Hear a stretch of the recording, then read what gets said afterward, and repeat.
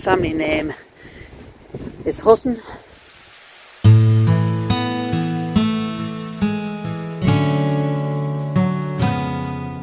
Hi guys, so we're back at Bennakerry, and I'm back here for a reason, and it's thanks to a subscriber of mine,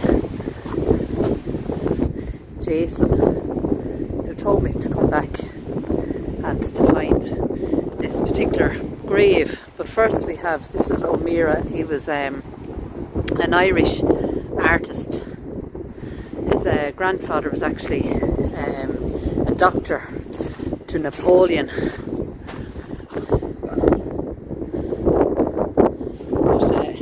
But that's just the start of the little tour we're going to take. Now we're not going to stay here very long. The weather is very, very windy and cold, and we've kind of been escaping the showers. They're kind of coming and going. But we'll read a few headstones now before I bring you to this person. There's a beautiful light cross there, absolutely gorgeous. James Doyle, 1991. Look at that. It's beautiful. Absolutely gorgeous. This is a beautiful one as well, Lawler. It's actually got stars amongst the gravel. You're going to have to forgive me, it is extremely windy. Forgive me, it's getting blown around. This is in loving memory of Mark Doyle and Claire Fitzhenry.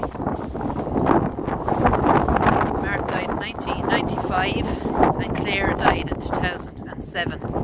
Beautiful photos there. Another beautiful headstone here. Francis French, 1996, and he was only 44 when he passed.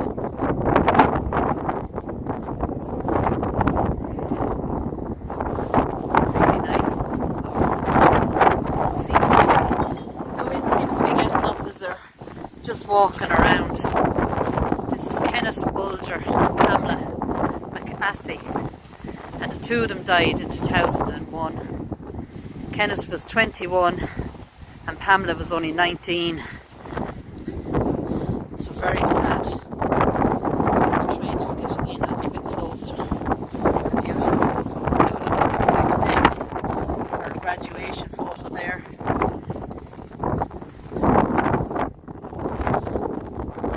Now, just trying to get a few of the headstones that kind of catch my eye. As you can see, there's quite a number of photos in this cemetery, or in this graveyard. This is Andre Dooley, 2004. He was only 33. And we've already got some decorations there for Christmas. Thinking of you at Christmas. And that's Andre there. Lovely headstone, really, really nice. So I don't know whether you remember, we were here doing a live. And I didn't know that this person was buried here, so I'm glad that Jason told me where he was and who he was, and we just had to come back. This is our beautiful daughter and sister, Amy Lawler, 2011. She was only 17 when she passed. Absolutely gorgeous girl. So sad.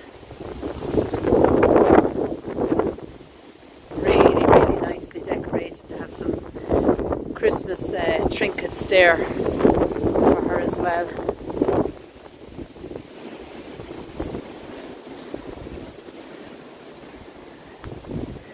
Now we have this one here. It's kind of amongst newer ones, and actually this is quite a new grave. This is Amanda Kinsler. She only died there August this year. She was 27, and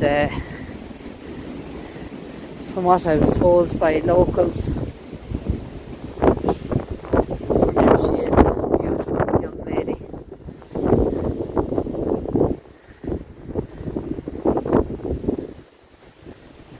And we have Celts wrote in it.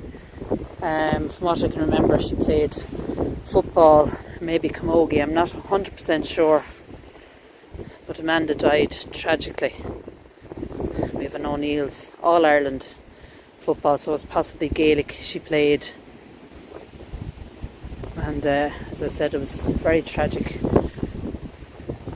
for Amanda. I'm not going to dwell too long because the newer graves are always they're just too new to video, I feel. And I suppose, you know, it's always sad. Any grave is sad for a family, but the newer ones are too fresh, I suppose, for people. Little rabbits here and some birds. Betty Doyle, a beloved wife, mother and grandmother, and also her husband Jimmy. He was 84 when he died in 2017.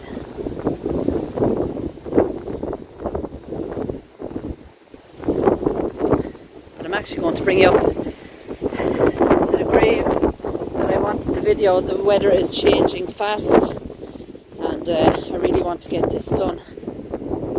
Now there's a candle lighting in the lantern I can see from here, so somebody has come to pay their respects.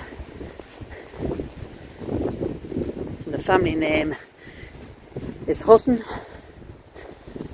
in loving memory of Tom Hutton. He was 65 when he died in 1983. Also his wife Nan, she was 77 when she died in 1996, and also their son James Hutton died the 1st of January.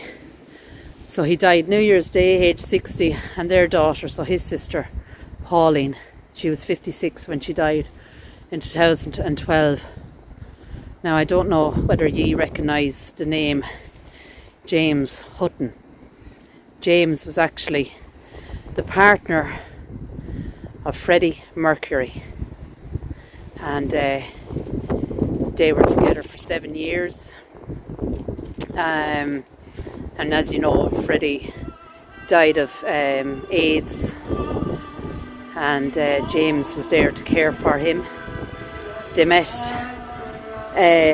in a nightclub, I believe, or a bar, and Freddie offered to buy him a drink, and I suppose at the time James didn't pay much heed, but they met again some time later, and that's where their romance started.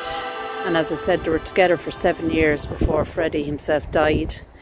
James himself contracted HIV, and he was living with the disease, but it was actually lung cancer that James died of. And James actually wrote a book as well, I suppose, documenting their relationship. I miss him a lot, yes. How did you two first meet? Well, we first met accidentally, I suppose, in a club. He offered to buy me a drink, and I told him to sling his hook, basically. Did you know it was Freddie Mercury? I didn't know who he was, no. He was just a total absolute stranger to me. Yeah. So then what happened after that? I think some months after that, I out at a restaurant, a friend I was with just happened to mention, "Oh, guess who's behind you?" I said, "Who? Freddie Mercury again." You know, it's hard to believe that James, I think he was better known as Jim Hutton, is buried here. And as I said, Freddie Mercury's partner for 7 years. And you know, it's quite amazing that we don't realise when we're reading names or walking past graves that, you know, somebody like Jim, you know, was so he was in love with Freddie, and they had a great relationship. And I'll put up as much information as I can over the video, and any photos that we have, I'll put them up as well. So really, guys, on this very, very blustery day, I'm going to leave it there. I have another place to visit, and this is the Nolans. Jimmy, the Daw Nolan, and his great granddaughter Chloe, and also his beloved wife Maura, are at rest here. Beautiful headstone. So with that being said, guys, I'm going to try and continue on and get to the next place I want to video. So, from a very blustery Carlow, take care, God bless, and I'll talk to you soon.